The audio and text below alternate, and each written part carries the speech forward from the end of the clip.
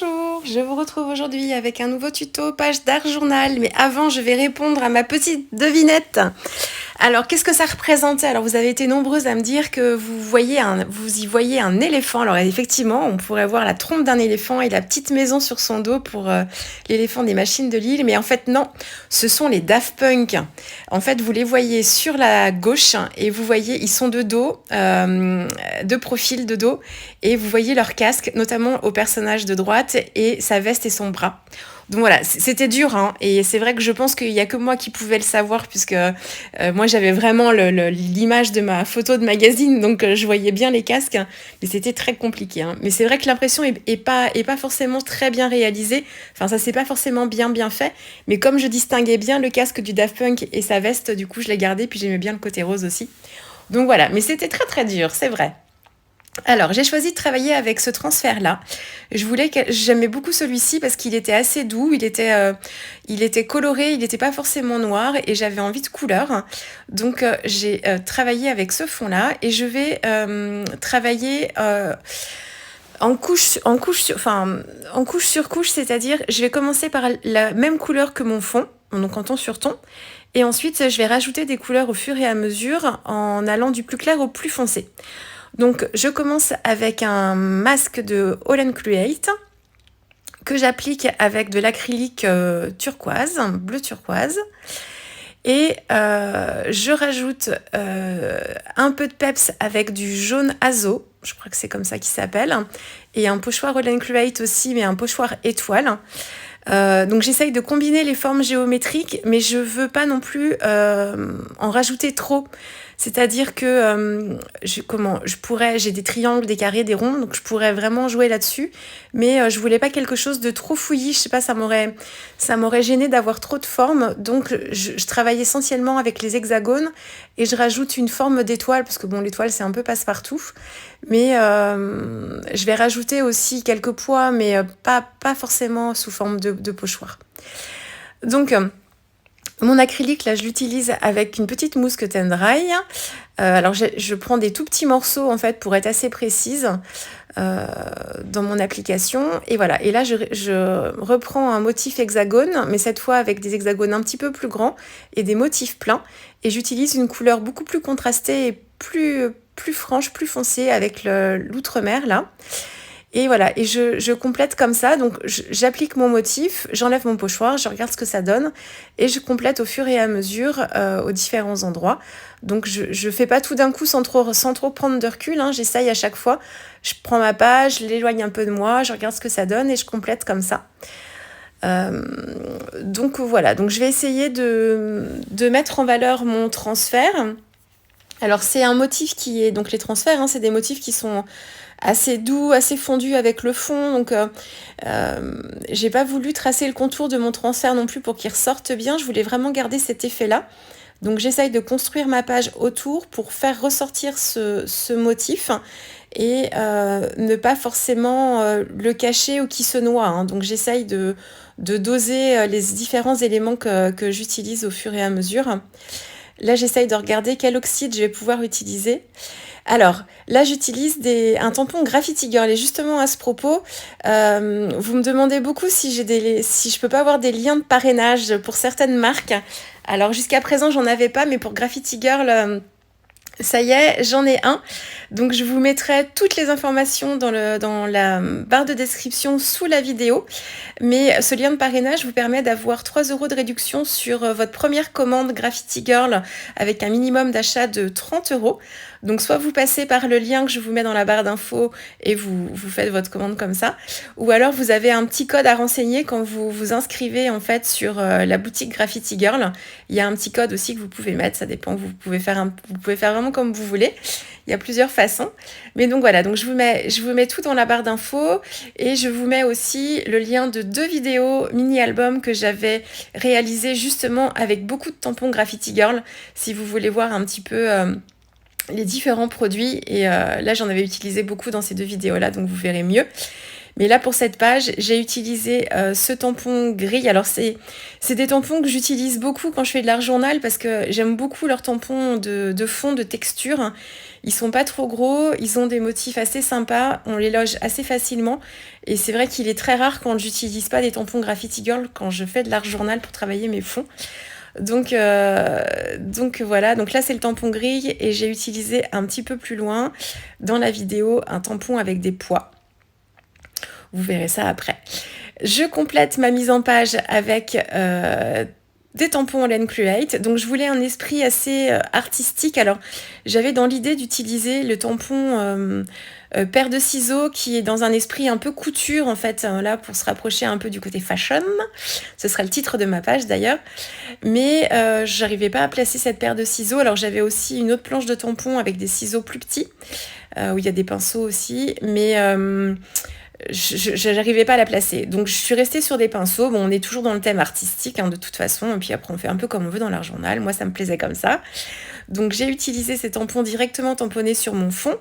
Je complète avec un autre tampon que j'utilise tout le temps en ce moment de Holland Create aussi, avec des chiffres et des numéros qui sont placés un peu dans tous les sens. Donc là, j'ai utilisé une oxyde Peacock Feather, mais qui sèche un peu bleu. Quand elle sèche, elle devient un peu plus bleue que verte par rapport à mon acrylique. Il aurait fallu que je la mélange avec le pistachio pour que ce soit vraiment la couleur que je voulais. Et sachant aussi que la dernière couleur d'oxyde, qui est un turquoise, était trop bleue aussi. Donc bon, voilà, après c'est pas gênant, on reste dans les couleurs. Et je rajoute des petites touches de flashy. Donc là c'est un pochoir fait du scrap qui est sorti sur le mois de mai avec la collection Un air masculin. Et je vais ajouter des petites touches de rose fluo. Alors là encore une dédicace aux couleurs de Laureline qui affectionne particulièrement le rose fluo, enfin toutes les couleurs fluo en général. Et donc voilà, donc je rajoute des petites touches, donc c'est vraiment pour donner des petites pointes de peps en fait à ma page, avec une couleur qui tranche un petit peu plus. Alors j'avais déjà l'outre-mer qui venait bien contraster, même si on restait dans des couleurs froides. Mais là, avec les petites touches de rose, ça rajoute un petit coup de peps à l'ensemble. Donc j'y vais là encore en petites touches. Donc je commence à un endroit, j'applique quelques lettres, je regarde ce que ça donne, je mets ma page un peu plus loin pour prendre du recul, et puis je complète comme ça. Donc on a un sens de lecture souvent qui forme un triangle. Donc pour les compositions de pages, on a naturellement tendance, enfin moi en tout cas, j'ai naturellement tendance à faire des mises en page comme ça, des compositions sous forme de triangle, parce que l'œil voilà, va commencer à gauche, monte sur le bord en haut et redescend sur le bord à droite. Donc c'est souvent un peu mon point de départ, et puis ça m'empêche pas de compléter là, parce que j'ai rajouté un coup de tampon aussi en bas. Donc voilà, mais on est vraiment dans des diagonales comme ça. Alors j'ai rajouté des pois blancs, mais ça me plaît pas. Alors je m'en rends pas forcément compte sur le moment quand je les mets, parce que j'ai l'habitude d'utiliser, souvent je fais des gouttes de Posca blanc à la fin de ma page pour apporter des touches de lumière. Mais là, comme j'ai un fond de page qui est assez clair, et j'ai mon élément principal qui est mon transfert qui est quand même assez clair, donc finalement les pois sont trop. Donc je change ça à la toute fin.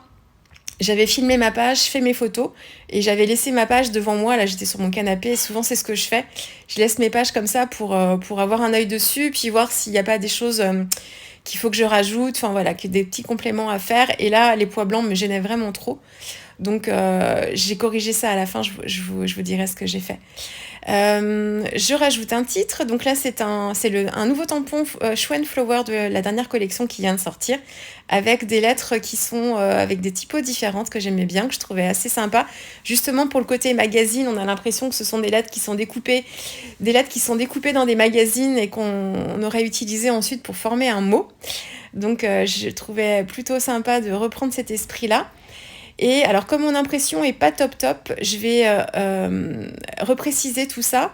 Alors là, je ne fais pas attention, mais pourtant je le sais. Je suis en train de frotter ma main contre mon tamponnage qui n'est pas totalement sec. Et du coup, ça bave. Alors, je le sais pourtant à chaque fois, et à chaque fois, je m'en veux.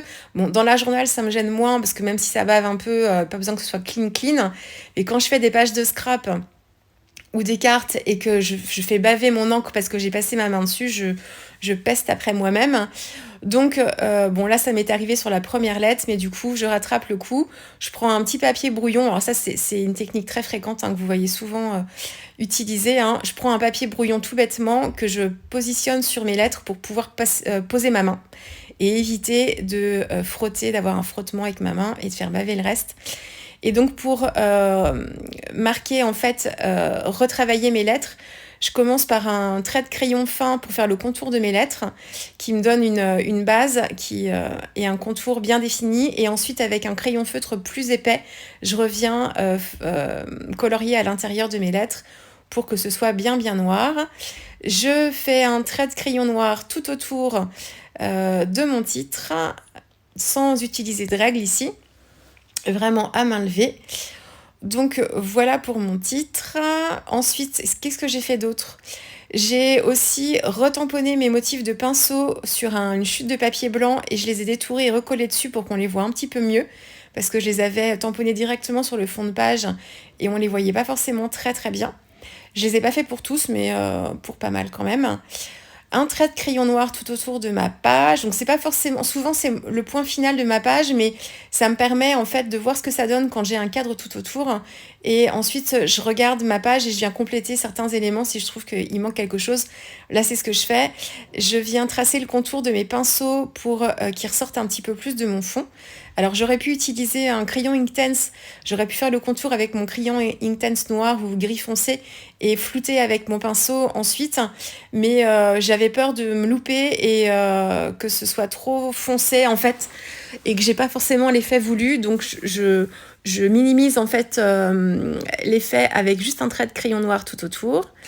Je complète avec des dots noirs et des dots blancs avec mes Crystal Drops de Nuvo. Alors, on me demande quelquefois aussi comment je fais pour que mes dots soient bien ronds.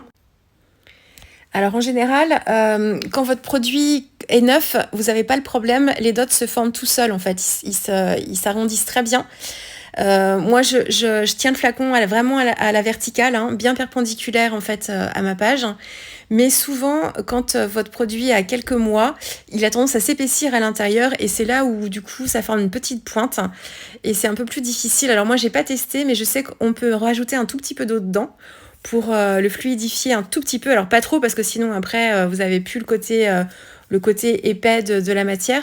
Et certaines aussi passent leur flacon sous l'eau chaude avant de s'en servir pour ramollir un petit peu le produit à l'intérieur. Moi, j'ai pas testé, je peux pas vous dire si ça fonctionne ou pas, mais c'est ce que j'ai vu dans certaines vidéos. Donc voilà, j'ai rajouté du glossy aussi sur deux des pinceaux, enfin les pinceaux avec la pointe fine.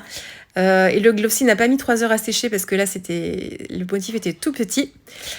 Donc voilà, écoutez, j'espère que cette page vous aura plu. Si c'est le cas, n'hésitez pas à mettre un petit pouce en l'air, à vous abonner si ce n'est pas déjà fait et à activer la petite clochette si vous voulez être prévenu. Et puis n'hésitez pas, si vous n'avez pas encore commandé chez Graffiti Girl et que vous voulez bénéficier d'un petit code réduction avec mon lien de parrainage juste sous la vidéo, n'hésitez pas. Voilà, moi je vous dis à très vite avec une prochaine vidéo. Au revoir.